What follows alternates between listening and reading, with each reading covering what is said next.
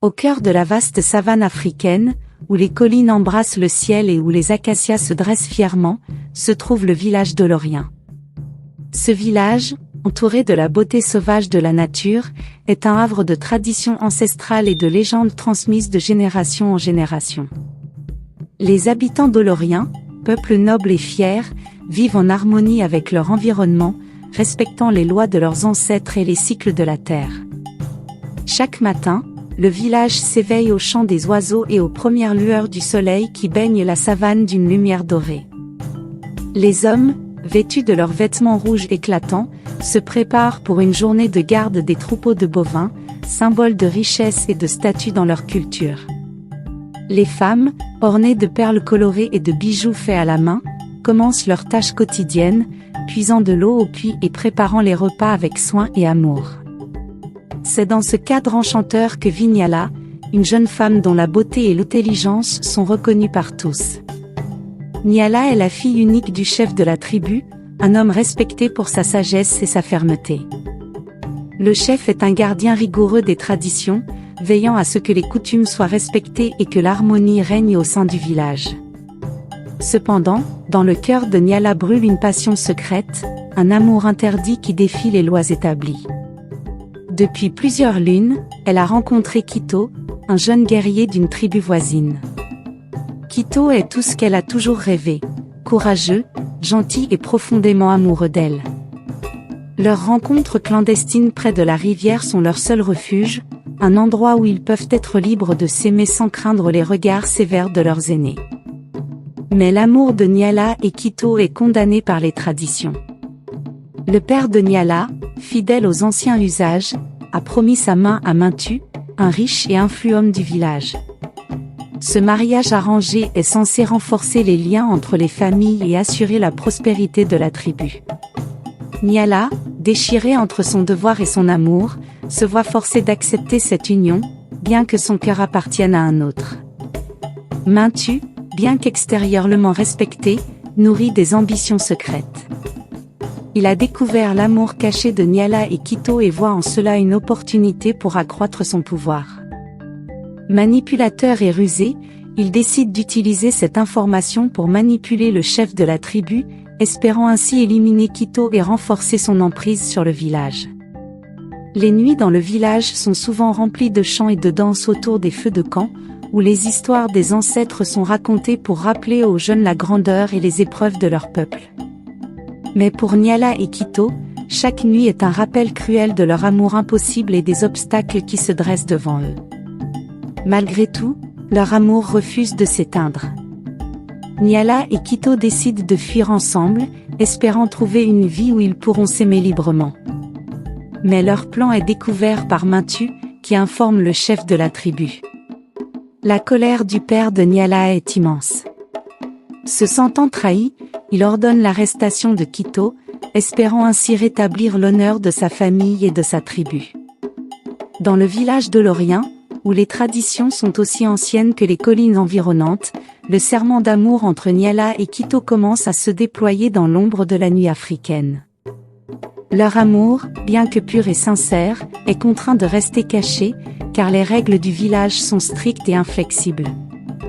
Niala et Kito se rencontrent sous les étoiles brillantes, là où la rivière murmure doucement son chant apaisant. C'est ici, loin des regards inquisiteurs, qu'ils échangent des promesses d'amour éternel. Kito, avec ses yeux brillants de détermination, prend la main de Niala et lui offre un bracelet tissé avec des fibres de baobab, symbole de force et de résilience.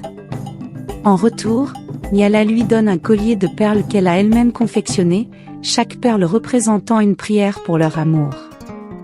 Leurs rencontres nocturnes sont empreintes de mystère et de passion. Ils parlent de leurs rêves, de leurs espoirs, et des vies qu'ils souhaiteraient mener ensemble. Mais la réalité de leur situation les rattrape rapidement à chaque lever de soleil, rappelant l'impossibilité de leur amour dans un monde régi par des traditions séculaires. Pendant ce temps, les préparatifs du mariage arrangé entre Niala et Mintu avancent à grands pas. Mintu, un homme d'apparence respecté, est connu pour sa richesse et son influence. Pour le chef de la tribu, ce mariage représente une alliance stratégique qui consolidera le pouvoir et la prospérité du village dolorien. Niala, bien qu'opposé à cette union, est obligé de se plier à la volonté de son père par respect pour la tradition. Mintu, conscient de la réticence de Niala, tente de gagner son affection par des cadeaux somptueux et des promesses de sécurité et de confort. Cependant, derrière son sourire charmant, Mintu cache une ambition dévorante. Il voit en ce mariage une opportunité de renforcer sa position et de manipuler les affaires du village à son avantage. La découverte de l'amour secret entre Niala et Quito par Mintu change la donne. Un soir, alors qu'il rôde près de la rivière, Mintu surprend une rencontre clandestine entre les deux amants. Utilisant cette information à son avantage, il élabore un plan sournois pour discréditer Quito et assurer sa propre montée en puissance. Mintu se rend chez le chef de la tribu, avec une apparence de loyauté et de souci pour l'honneur de la famille, révèle la liaison entre Niala et Quito. Le chef, furieux et se sentant trahi, est déterminé à mettre fin à cette relation scandaleuse. Il convoque immédiatement une réunion du Conseil des Anciens pour discuter des mesures à prendre. Pendant ce temps, Niala et Quito, inconscients du piège qui se referme sur eux, décident de fuir ensemble. Ils rêvent d'un endroit où ils pourraient vivre librement, sans les contraintes des traditions oppressives. Leur plan est simple mais risqué, ils se rencontreront une nuit précise près de la rivière et partiront vers un territoire lointain, où personne ne pourra les séparer. Ils préparent leur fuite avec soin, emportant avec eux de quoi survivre dans la nature sauvage. Chaque soir, ils se retrouvent pour affiner leur plan, nourrissant l'espoir d'une vie meilleure. Mais leur bonheur est de courte durée, car Mintu, grâce à ses espions, découvre leur projet. Mintu, jouant son rôle de fiancé outragé, informe le chef de la tribu du plan de fuite de Niala et Quito. Cette nouvelle enrage le chef, qui considère cette fuite comme une insulte à son autorité et une menace à l'honneur de la famille. Il décide de prendre des mesures drastiques pour empêcher ce scandale. Le soir prévu pour leur fuite, alors que Niala et Quito se préparent à quitter le village, ils sont interceptés par les guerriers envoyés par le chef. Quito est capturé et amené devant le Conseil des Anciens, tandis que Niala est ramenée chez elle, en pleurs et désespérée. Quito, enchaîné et humilié, est jugé devant le Conseil des Anciens. Niala, bravant la colère de son père et des Anciens, plaide pour la libération de son amant. Elle raconte leur amour sincère et dénonce la manipulation de Mintu, révélant comment il a utilisé leur relation pour ses propres fins. Les Anciens, initialement enclins à punir Quito sévèrement, commencent à douter en entendant la sincérité et le courage de Niala. Ils décident de mener une enquête plus approfondie pour vérifier les allégations de Niala contre Mintu. L'enquête des Anciens révèle la vérité sur les manigances de Mintu. Des témoins confirment ses actions sournoises et sa soif de pouvoir.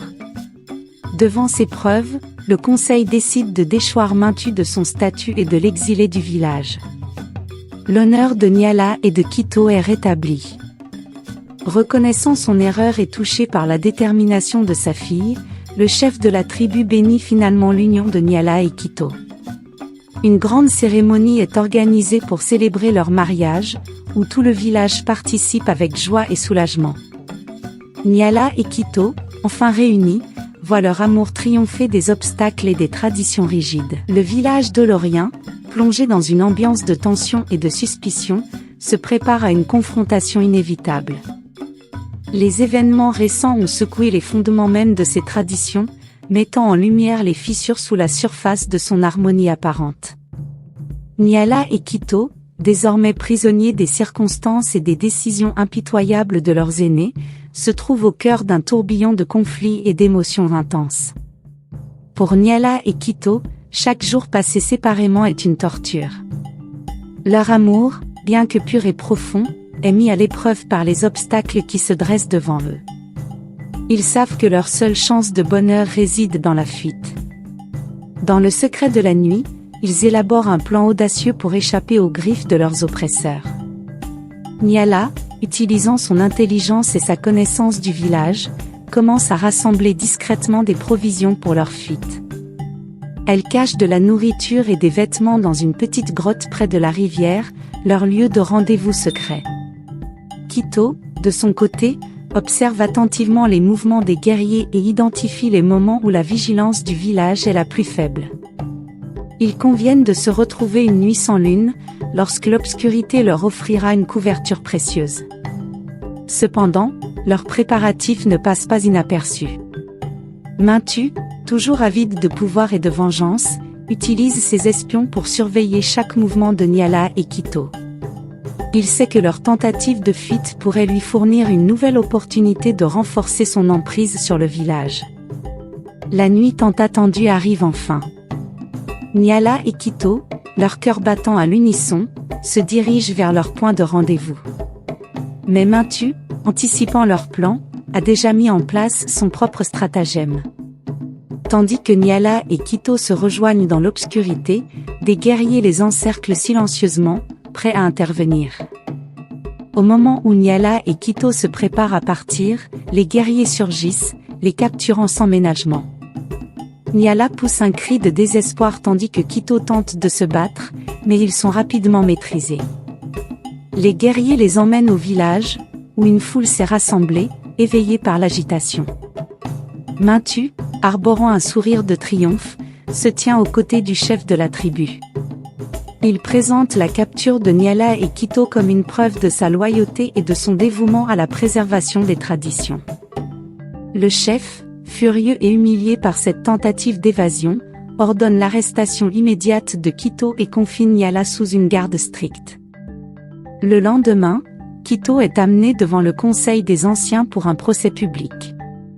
Le village entier se rassemble autour du grand arbre central, où les anciens siègent en cercle, prêts à rendre leur jugement. Nyala, surveillé de près, regarde la scène avec une angoisse palpable.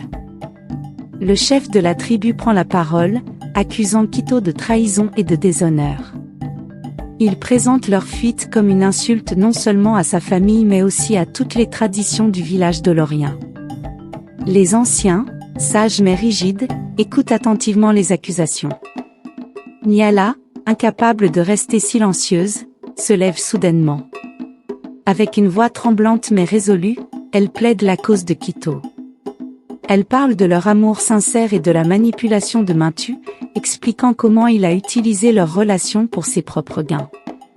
Ces mots, chargés d'émotion, percent le silence pesant. Les anciens, touchés par la sincérité et le courage de Nyala, échangent des regards perplexes. Ils décident de suspendre le jugement et d'enquêter sur les allégations portées contre Mintu. Le chef, bien que réticent, accepte cette décision, réalisant que l'honneur de sa famille et de la tribu est en jeu. L'enquête menée par les anciens dévoile rapidement la vérité. Des témoignages de villageois confirment les manipulations de Mintu et sa soif de pouvoir. Des preuves accablantes de ses complots sont découvertes, révélant son véritable visage.